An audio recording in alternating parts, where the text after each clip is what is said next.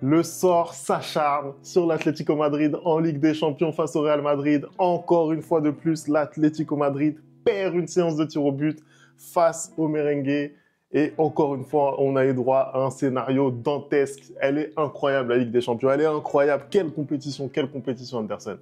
Femi, ce soir, je ne vais pas avoir la même énergie que toi. Je suis désolé parce que ce que j'ai vu ce soir, c'est une honte. J'ai pas vu mon équipe jouer un match de foot. On est qualifié, bien évidemment. Je prends la qualification, mais j'aurais préféré que ça s'arrête ce soir. Parce que c'est honteux ce que je vois depuis le début de la saison. Et ce soir, ça a juste cristallisé un peu tout ce qui ne va pas dans ce club depuis le début de la saison. Vinicius. Attends, frérot. Toi là. Toi. Attends. Toi là. Vinicius. Depuis le début de la saison. Je te porte sur mon dos. Je porte tes problèmes sur mon dos. Je te défends corps et âme. C'est comme ça que tu vas me remercier ce soir. C'est comme ça que tu viens me remercier ce soir. Non, mais ça va, il a le droit de rater un penalty. Tout le monde rate des penalties. Non. Même Kylian Mbappé rate des penalties. Non. Tu sais quoi? Envoie le générique, on va parler. Envoie le générique, on va parler. Parce que là, je n'ai pas envie de m'enflammer. J'ai promis à ma femme de rester calme ce soir. Moi, je sais pas pourquoi, mais j'ai l'impression qu'on est encore face à une nouvelle masterclass. C'est parti, générique.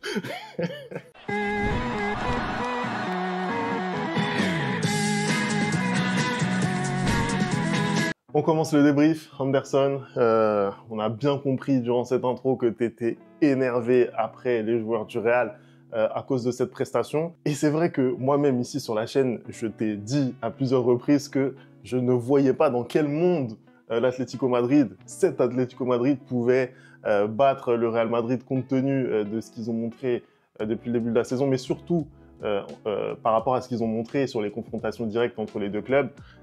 Et c'est vrai que là, ce soir, il y a vraiment eu ce réveil de leur part au Metropolitano où ils ont tout de suite mis les ingrédients et ils ont tout de suite ouvert le score, ce qui a justement permis qu'ils puissent revenir dans la partie et jouer leur partie. Moi, je suis désolé, Femi. À partir d'un moment, il faut commencer à dire les termes. Quand tu t'assois et que tu comptes jusqu'à 30 et qu'il y a un but dans une phase éliminatoire de Ligue des Champions, c'est qu'il y a un manque de professionnalisme. Je suis désolé, tu ne peux pas prendre un but en moins de 30 secondes. C'est-à-dire que depuis le début de la saison, Femi, on commence les matchs de la même manière. Le match commence, arrêt de Courtois. À chaque fois, sauf que ce soir, il ne fait pas l'arrêt et il y a but. À chaque fois, c'est la même chose. Je n'en peux plus. Je n'en peux plus de Ferland Mendy. Je n'en peux plus. À chaque fois, le mec, il défend en faisant une toupie. Mais t'es une danseuse étoile. T'es une danseuse étoile. Non, mais je comprends pas. T'es une danseuse étoile. À chaque fois, tu te retournes. Je suis désolé. Il n'y a rien qui va dans cette défense-là. Le but qu'on se mange à la base. Mais en fait, tu viens jouer un match retour, tu as un but d'avance et tu limites dès l'entrée, tu as le pire scénario qui puisse arriver. C'est-à-dire qu'une équipe comme l'Atlético qui marque dès le début du match, c'est fini pour toi. Parce que eux, ils savent très bien défendre. Et toi, tu sais pas attaquer.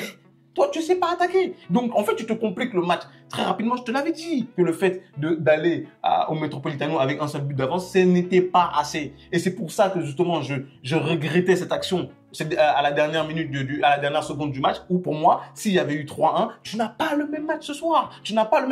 Parce que peut-être que l'Atlético se dit que c'est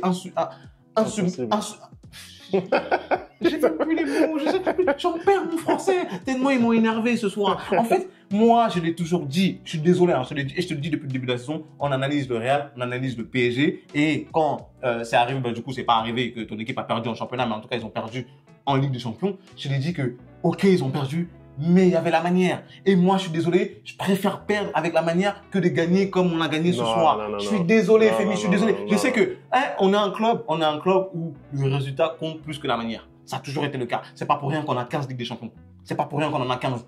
C'est pas pour rien qu'on cumule les trophées. Et c'est pas pour rien que voilà, on a tous les records dans cette compétition-là. Mais au bout d'un moment donné, je suis désolé, il y a manière et manière. C'est-à-dire que l'année dernière, tu gagnais peut-être pas tes matchs de la meilleure manière, mais tu avais une impression de pouvoir contrôler les choses. Aujourd'hui, quand mon équipe se prend un but, je suis pas aussi serein que l'année dernière, par exemple, où je savais que on allait revenir. Aujourd'hui, c'est pas le cas parce que les hommes qui sont sur le terrain ne montrent pas cette force de caractère. Les hommes qui sont sur le terrain ne montrent pas d'envie. Je suis désolé, le match que fait Vinicius et le match que fait Mbappé ce soir, c'est à montrer à aucun élève qui joue au foot. C'est horrible. Dans l'engagement, c'est horrible. Jude Bellingham, frère. Depuis que t'es en couple, t'es pété. Depuis que t'es en couple, non. La vérité, c'est que depuis que t'as une meuf, t'es nul au foot. T'es nul au foot. Après, est-ce que c'est pas compréhensible un peu? Pourquoi? Pourquoi? Il a le droit aussi, voilà, de kiffer un peu, non? Il a le droit. Je comprends pas. Vinicius, il est là tous les jours, il demande, il est en train de faire sa diva pour le renouvellement de son contrat. À un moment donné, il faut le justifier, son renouvellement de contrat, en fait. Faut le justifier, ton renouvellement de contrat. Hein? Parce que le match que tu m'as pondu ce soir, c'est presque pire que ce que le soi-disant meilleur joueur africain de l'histoire m'a pondu hier, en fait. Mbappé, c'est la même chose. Ok, tu provoques un penalty, mais c'est la même chose. Et puis, en fait, Femi, ce qui s'est passé ce soir-là, ça cristallise un peu tous les problèmes qu'il y a eu tout au long de la saison. Parce qu'on a parlé à un moment donné, on a eu à parler, à s'asseoir ici et parler de ce problème de penalty, vrai ou faux, où il n'y avait pas un tireur attitré. Ce soir, bah, c'est ce qui se passe. Parce que si aujourd'hui, depuis le début de la saison, tu as un tireur attitré, hein, que ce soit Vinicius, que ce soit Mbappé, que ce soit Jude Bellingham, cette personne-là, à la fin des séances d'entraînement, s'entraîne à tirer des penalties. Parce que le penalty que Vinicius m'a tiré ce soir, c'est le pire penalty que j'ai vu de ma vie. C'est le pire penalty que j'ai vu de ma vie et je ne blague même pas. Je suis désolé, non. Je ne blague même pas. Pourquoi? Non, je vais te dire pourquoi. Parce qu'il y a un contexte. Il y a un contexte où je suis en train de perdre 1-0. Le penalty il arrive à la 70e minute, donc c'est parfait. Tu marques, tu es qualifié et en fait, tire, le gardien il arrête et ça me va. Tu ne cadres même pas ta frappe. Et puis, j'ai dit à ma femme, hein, quand j'ai vu Vinicius prendre le penalty, j'ai dit que vu le match qu'il est en train de faire ce soir, il va rater. Il va rater et il a raté. Il a raté parce que quand déjà, dans sa tête, le joueur n'est pas en confiance, tu peux pas prendre le penalty. Et puis, ce soir aussi, on voit qu'il y a certains joueurs qui finalement, depuis le début de la saison, disputaient les penalty. Là, quand il a fallu prendre ce penalty-là, ben, il y a personne qui s'est désigné. Hein. Ok, il a raté, mais il a quand même eu des coronesses. On va pas. Après, c'est le tireur désigné. Je sais pas, je pense pas. Bah, je pense quand même, puisque effectivement, il y a eu voilà, ce petit il y a eu ce petit imbroglio autour du penalty que Kylian avait pris à Anfield. Je pense que celui-là, il est vraiment pas passé. Et de là, on a bien compris que dès que Vinicius serait disponible, il allait tirer les penaltys. Et je pense que toi aussi, tu l'appelais un petit peu de tes vœux. Je pense que Vinicius, c'est le tireur numéro 1 de cette équipe. Moi, celui que j'appelais, c'était Jude. Personnellement, c'était Jude. Parce que même Vinicius, il a eu à tirer et je te l'ai dit que c'était pas un truc de ouf. Kylian, il avait tiré par le passé, que ce soit au PSG ou que ce soit en équipe de France. C'est pas un truc de ouf. Le seul que pour l'instant, j'ai vu, et encore là, même pendant la séance de tir au but, le seul que j'ai vu qui tire, et à chaque fois, je me dis que même s'il rate, c'est que le gardien a fait un exploit, c'est Jude Bellingham, en fait. Tout simplement. Et le reste, c'est pas sûr. Parce que même Modric, à un moment, il avait tiré, il avait raté. Ce n'est pas sûr. Moi, je suis désolé. Hein, quand tu es dans un match comme ça, où il y a une pression de ouf, tu peux pas te permettre de tirer ce genre de penalty-là. On revient 2 ans en arrière. T'as un Karim Benzema où on est en train de perdre 4-2 contre Manchester City. Il a un penalty, il te fait une panenka, en fait. C'est ce genre de coronesse dont tu as besoin, en fait. C'est ce genre de coronesse dont tu as besoin dans cette équipe-là. Aujourd'hui, j'ai l'impression que dans mon équipe, il n'y a pas de leader. J'ai l'impression qu'il n'y a pas ce mec qui dit « c'est moi ». Tu vois ce que je veux dire ou pas? Ouais, mais il n'y a pas ce mec-là. Après, aujourd'hui, par rapport à l'équipe qui a gagné la Ligue des Champions, qui est tenante du titre, on le rappelle hein, quand même, hein, aujourd'hui, le matériel est là. Le matériel est quasiment le même. Il y a Kylian qui a intégré cette équipe, certes, mais c'est la même équipe. Non, je suis pas d'accord. Je suis pas d'accord, Femi. C'est pas la même équipe. Tu sais pourquoi? C'est pas la même équipe? Pourquoi? Parce que tu as perdu un joueur. Tu as perdu ton métronome, Toni Kroos. Et c'est pas la même équipe. Pourquoi? Parce que même si beaucoup de gens vont rire, t'as perdu Rossellou. Je vais t'expliquer pourquoi. Je vais t'expliquer pourquoi avant que vous commenciez à rire. Déjà, tout simplement, quand tu regardes la rencontre ce soir, tu aurais un Toni Kroos, tu as une bien meilleure maîtrise du ballon. T'as un Toni Kroos, tu peux faire des variations dans ton jeu. Mais t'as eu la maîtrise. T'as eu la maîtrise. Non. Il y a maîtrise et maîtrise. Mais la prise de risque, effectivement, à la passe, à la création, ça. C'est exactement ce que je veux dire. Parce que tu as le ballon, tu le fais tourner. L'Atlético, ça les dérange pas. C'est exactement ce qu'ils veulent. Hein. Tu ne trouves même pas la faille. Il y a rien. Tu fais juste tourner des passes en retrait et tout. Ça sert à rien. Alors que tu as besoin de ce mec-là qui va faire cette passe, qui va casser 1 ou 2 lignes. Ce dont était capable Toni Kroos. Ensuite, quand tu recrutes une personne comme Kylian Mbappé, c'est un profil qui ne correspond pas à ton équipe. Pourquoi? Parce qu'avant, tu avais un attaquant qui était capable dans ce genre de match, parce que du coup, on voit que Kylian, dans le genre de match où il est bloqué, bah, c'est très compliqué pour lui, parce que c'est pas son poste naturel. Il ne propose absolument rien dans la surface de réparation. Et quand il vient faire le playmaker, le numéro 10, comme il a fait tant de temps dans ton club, bah, c'est nul, tu vois. Soit il perd le ballon, soit après, il sait pas faire la bonne passe, soit il rate son contrôle. Après, le profil de l'équipe aujourd'hui, le profil de l'Atlético fait que, justement, on a un bloc très regroupé. C'est compliqué pour lui de s'exprimer. Exactement, mais quand c'est comme ça, qu'est-ce qu'il doit faire? Il doit redescendre, essayer de construire un peu à l'image d'un Karim Benzema. Je ne lui dis pas de faire le Karim Benzema parce qu'il n'est pas capable techniquement de le faire. Il n'est pas capable techniquement de le faire, mais excuse-moi, en fait, ce que je suis en train de me dire, c'est que on s'est trompé dans ce recrutement-là. On s'est trompé dans ce recrutement parce que ce soir, quand je regarde le match, quand je regarde les montées de Valverde, quand je regarde Lucas Vazquez, à un moment donné, quand je regarde Brahim, je vois des centres qui sont dans la surface et il n'y a personne. Aujourd'hui, tu as besoin d'un numéro 9 qui est dans la surface. Parce que même Vinicius, à plusieurs reprises, il déborde. Et les trucs qu'il faisait habituellement, hein, on se rappelle un peu de son but, du but de Benzema face à Chelsea, où Vinicius déborde et il recentre pour Benzema qui est au centre et qui met la tête. Là, il n'y a personne. À chaque fois qu'il déborde, il y a une bonne action. En deuxième mi-temps, je crois, il déborde. Il n'y a personne au centre parce que Kylian, c'est pas son jeu et il redescend à chaque fois pour pouvoir venir chercher le ballon plus bas. Sauf qu'aujourd'hui, tu n'as personne dans la surface. Donc, tu t'es trompé. Tu as fait une erreur de casting parce que tu avais besoin d'un attaquant de pointe et tu allais chercher un ailier, en fait. Un ailier que tu forces aujourd'hui à jouer contre nature. Bien évidemment, en Liga, contre certaines équipes, ça va marcher parce que, mine de rien, c'est quand même, tu l'as dit, le Real, c'est quand même le Real Madrid et c'est plus facile pour eux. Mais dès que tu rencontres de l'adversité en face, dès que tu rencontres des vrais défenseurs, bah, c'est beaucoup plus compliqué pour Kylian, en fait. C'est beaucoup plus compliqué pour Kylian parce que le seul gros match aujourd'hui où il a été présent, si on peut l'appeler gros match, c'est contre Manchester City. Hein. C'est contre Manchester City parce qu'il avait eu de l'espace, parce que Manchester City, c'est une équipe qui joue, donc du coup, il y avait énormément d'espace dans le dos des défenseurs. Ouais, mais sinon, quand la défense est proche de lui, quand la défense le ceinture, bah, il est limité techniquement. Il est limité techniquement. Et le joueur, normalement, qui aurait dû, moi, j'attendais énormément de lui ce soir parce que on l'insulte à chaque match, hein, surtout les supporters de l'Atlético, il insulte de singes, il insulte de chimpanzés, tout ça. Là encore ce soir, ça a été le cas avant le match, parce que quand les commentateurs de Canal ils sont là en train de dire Vinicius, il doit arrêter. Il y a, non, il y a un background en fait. Et le background, c'est qu'à chaque fois qu'il vient au Metropolitano, il se fait insulter pour rien du tout. Mais bon, j'attendais de lui qu'il step up. Et ce soir, le match qui m'a pondu Vinicius, il est catastrophique. Je suis désolé, Vinicius qui était en 2016-2017, qui était nul. Il était encore plus fort que celui qui était ce soir parce que même à ce moment-là, au moins, il éliminait les joueurs, il driblait et c'était juste la finition qui était pas bonne. Là, ce soir, il m'a rien fait. Il m'a rien fait. Et je suis tellement déçu de lui.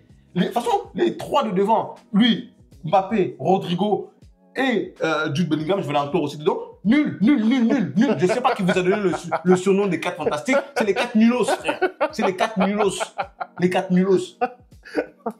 Non, après, il y a beaucoup de choses dans ce que tu as dit. Déjà, sur Kylian, bon, je tiens quand même à rappeler que c'est lui qui provoque le penalty que rate Vinicius. Et c'est un penalty qui n'était pas fait. Et ça arrive justement sur une phase de transition où justement Kylian peut exprimer ses qualités. Après, effectivement, il y a une question de profil qui colle pas entre ce qu'aime faire Kylian, c'est-à-dire profiter des espaces, et ce que propose l'Atlético, c'est-à-dire des lignes très rigides, un bloc vraiment compact. Donc ça, oui, c'est vrai que c'est compliqué pour Kylian sur ce genre de match. Après, voilà, le Real, c'est aussi un petit peu le profil de cette équipe. C'est-à-dire que le Real a fait ses succès récents sur des actions en transition. C'est là où ils font mal généralement. Donc l'année dernière, on avait Vinicius Rodrigo pour s'occuper de cette transition. Aujourd'hui, c'est plutôt Kylian et Vinicius qui sont là-dedans, avec Rodrigo et Bellingham qui sont plus bas. Donc ça me paraît pas déconnant, tu vois ce que je veux dire. Après, sur ce match-là, effectivement, tu peux regretter d'avoir un Kylian. De là à dire que tu te trompes sur le recrutement, je sais pas, tu vois, pour moi, il faut laisser un petit peu plus de temps. Tu as besoin de laisser combien de temps, là, Femi? On est presque à la fin de la saison. Pour moi, ça ne va jamais prendre dans le sens où aujourd'hui, je suis désolé, je vais être honnête. Aujourd'hui, tu n'as pas le choix que de mettre Mbappé ou Vinicius. Pour moi, c'est les mêmes profils. Les deux jouent exactement dans la même zone. Aujourd'hui, en fait, vu les prestations qu'ils nous proposent, en fait, limite, tu devrais faire quoi? Tu mets Vinicius une mi-temps, tu mets Mbappé une mi-temps, en fait. C'est simple. Non, parce que je suis désolé, à chaque fois qu'on va rencontrer ce genre d'équipe-là, hein, là, aujourd'hui, on va jouer le quart de finale contre Arsenal. Je crois que le match aller, c'est chez eux et le match retour, ce sera chez nous, il me semble, hein, je suis pas sûr. Mais tu vas avoir exactement le même problème, en fait. Quand tu joues contre des équipes qui savent très bien bloquer Mbappé, bah c'est compliqué, c'est difficile. Et sauf que, naturellement, lui, quand le match est compliqué, qu'est-ce qu'il fait? Il essaie d'aller là où il est le plus à l'aise et c'est à gauche, en fait. Aujourd'hui, en fait, si tu avais... Moi, personnellement, déjà, si j'avais été Ancelotti, je vous cache pas, hein, je pense que soit Mbappé, soit Vinicius étaient sortis très vite dans ce match-là et j'aurais mis Endrick parce que Endrick, c'est un vrai numéro 9. Tu vois ou pas? Il aurait pu apporter une présence dans le match. Je pense que j'aurais quand même sorti Vinicius parce que je suis désolé, il n'était clairement pas dans son match. Hein, parce que, comme tu l'as dit, c'est vrai que quand je dis qu'ils ont été nuls, je ne les mets pas au même point. Parce que pour moi, Vinicius a été plus que nul et Mbappé a été pas bon, mais ça allait quand même. Il s'est quand même exprimé, tu vois. Il a quand même fait des choses. Vinicius, il devait pas finir ce match-là. Je suis désolé, il devait même pas finir ce match. D'ailleurs, il ne finit pas. Et je pense que d'ailleurs, c'est là que tu vois que Ancelotti, c'est peut-être pas un bon entraîneur, c'est peut-être pas un bon coach, mais c'est un très bon meneur d'hommes parce que le sortir avant la séance de tir au but, c'est une très bonne chose parce que je pense pas qu'il aurait eu le coronets de tirer. Et même s'il avait tiré, je pense qu'il aurait encore raté parce qu'il aurait eu trop de pression. Et là, tu vois que Ancelotti, c'est plus un meneur d'hommes plutôt qu'un coach parce que il a fait le bon choix. Là, pour le coup, il a fait le très bon choix. Mais moi, je suis déçu. Je peux pas me réjouir de ce que je vois aujourd'hui. Certes, on est qualifié, hein, mais la seule satisfaction que j'ai ce soir, c'est Thibaut Courtois. Il a fait son match. Et la seule satisfaction que j'ai ce soir, c'est Aurélien Tchouaméni avant qu'il prenne son carton jaune. Parce qu'il a fait son match. Hein. Le reste, je suis pas satisfait. Un mec comme Brahim, il n'a rien à faire sur le banc. Ce qu'on disait la dernière fois que Ancelotti n'apprend pas de ses erreurs. C'est-à-dire que tu regardes le match aller, le seul mec qui est à 100% dans le match, c'est Brahim Diaz. C'est lui qui te sauve. Et ce soir, il va sur le banc. Certes, apparemment, il était malade, mais quand même, quand tu vois que le match va pas, hein, quand tu vois que devant, bah, ça tourne pas, tu mets un mec qui est virevoltant. Je suis désolé. Aujourd'hui, la prestation qu'on a offerte, elle est indigeste, elle est nulle. En fait, quand je regarde le match que j'ai vu hier, Liverpool, Paris Saint-Germain, et que je regarde le match que j'ai vu ce soir entre le Real et l'Atlético, mais j'ai envie de me dire que c'est la mort du football, en fait, ce soir. Non, Femi, je suis désolé, c'est la mort du football. On n'a rien proposé. Après, c'était un match différent de ce qu'on a vu hier. Clairement, c'est pas du tout la même chose. Mais en termes d'intensité, en termes de dramaturgie, je suis désolé, il y avait quand même des ingrédients. Moi j'étais devant ma télé, hein, j'ai pris quand même du plaisir à regarder ce match. Après, c'était pas un sommet en termes de football, ça c'est certain, on est tous d'accord pour le dire. Mais moi, personnellement, j'ai kiffé regarder le match. Tu fais bien de parler de la prestation aussi de Tchouaméni, hein, parce qu'il a eu des moments très difficiles, et notamment en ce début de saison, avec ses propres supporters qui le sifflent, etc. Là, il redevient, depuis qu'il revient au milieu de terrain, il redevient justement un des leaders de cette équipe, un sur qui tu peux compter, un joueur fiable en fait. Il redevient ça et ça manque. Je vois la moue que tu fais, ça me tue. Non mais en fait, je sais plus quoi dire. Je suis ébahi par le match que j'ai vu ce soir. En fait, tu détruis de l'intérieur. Non, mais après, aujourd'hui, encore une fois, ça continue, ça avance pour le Real Madrid. Mais jusqu'à quand? Ils sont en quart de finale. Jusqu'à quand? Mais là, tu disais, c'est le moment charnière de la saison. Et malgré tout, ça continue à avancer. Je veux pas te mentir. Femi, j'aurais préféré qu'on sorte ce soir. Je veux pas te mentir. Non, mais vous étiez quand même en face de l'Atlético Madrid. Cette saison, ils font quand même une très bonne saison. Là, cette semaine, ça va être un gros tournant. Malheureusement, ça commence mal pour eux. Mais c'était le gros tournant avec justement les réceptions du Real en Ligue des Champions et du Barça en Liga. Donc, c'est une équipe qui fait une très bonne saison. On l'a dit, pour une fois, sur plusieurs tableaux en plus. Donc, c'est pas n'importe quelle équipe. Forcément, tu allais te retrouver à un moment donné en difficulté sur cette double confrontation. Après, moi, je pensais le Real au-dessus, hein, je vais pas te mentir. J'ai été surpris de voir ce que j'ai vu ce soir. Mais malgré tout, ça en face. Il y a une bonne équipe. Mais tu le dis, mais justement, non, mais je ne renie pas le fait que l'Atlético soit une très très bonne équipe cette saison. Moi, ce qui me dérange, c'est la prestation de mon équipe.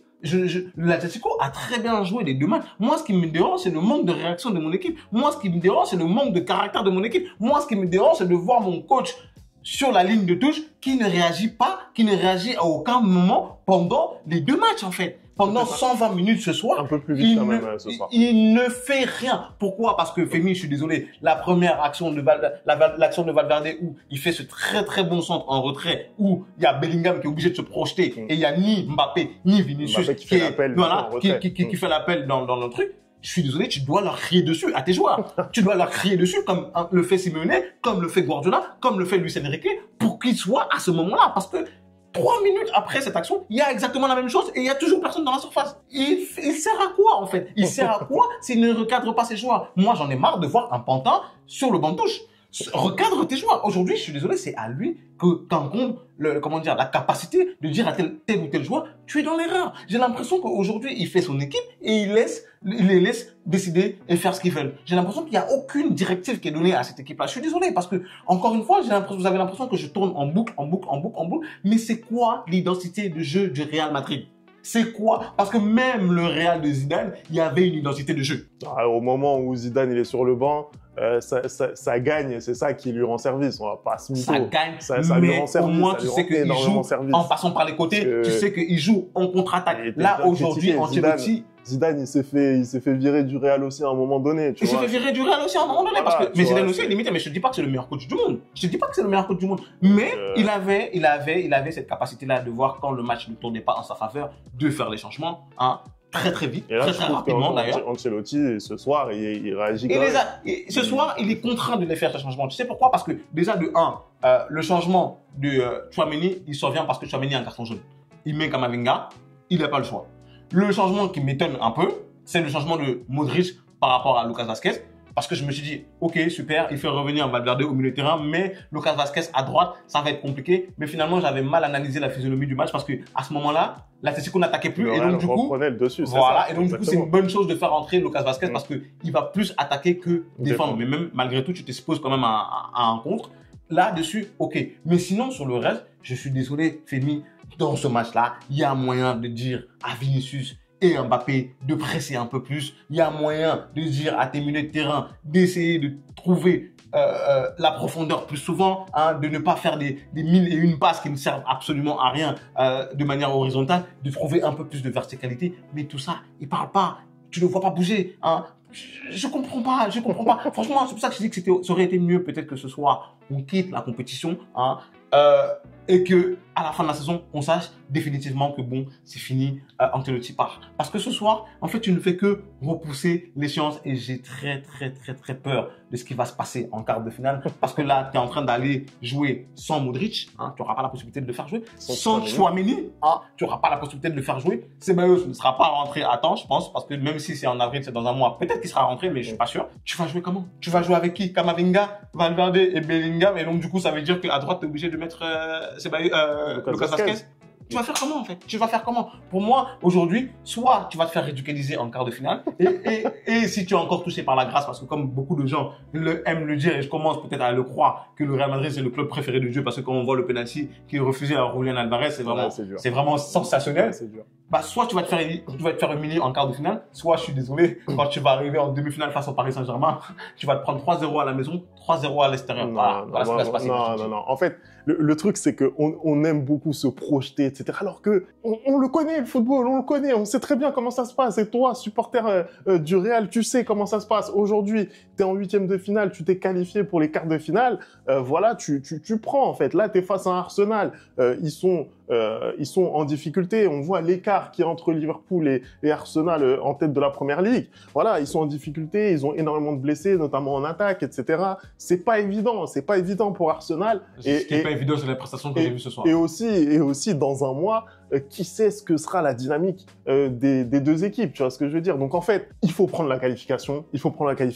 C'est un toute victoire n'est pas bonne à gagner. Je suis désolé, toute victoire n'est pas bonne à prendre. Toute victoire n'est pas bonne à prendre parce qu'à un moment donné, ça fait trop longtemps qu'on joue comme ça. Ça fait trop longtemps qu'on est ric-rac. Ça fait beaucoup trop longtemps. Ça suffit en fait. Mais vous êtes ric-rac à des hauteurs qui sont là-haut, en fait. Tu vois ce que je veux dire? C'est ça, en fait. C'est ça.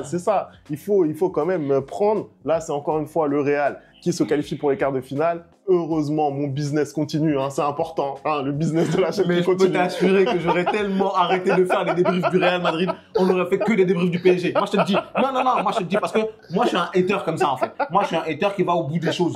Moi, je suis un hater, un vrai hater, tu vois.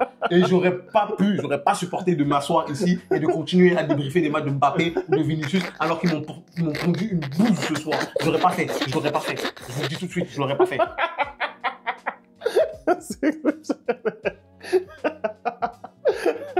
Allez, merci d'avoir regardé cette vidéo. N'oublie pas les bonnes habitudes, @replayfoot. On se retrouve dans la